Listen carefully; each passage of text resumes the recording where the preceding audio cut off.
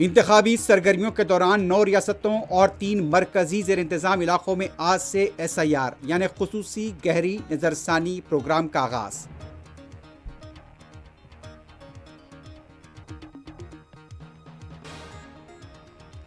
Bihar assembly इंतखाबात के पहले मरहले के लिए इंतखाबी मुहिम आज शाम होगी ख़त्म।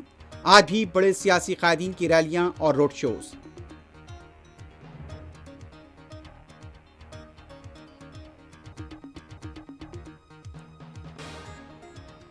हमें जो वोट नहीं देंगे उन्हें घर से बाहर न निकलने दिया जाए, मरकजी वजीर लल्लन सिंह के रिमार्क का वीडियो वायरल।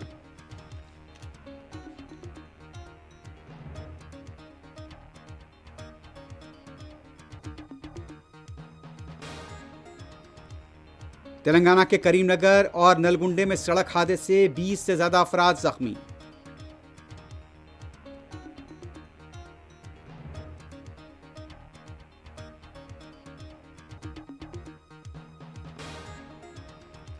हैदराबाद के मुशीराबाद में डॉक्टर के घर पर ड्रग्स की फरोख्त का अड्डा बेनकाब, भारी मकदार में ड्रग्स जब्त, डॉक्टर और उसके साथी तहवील में।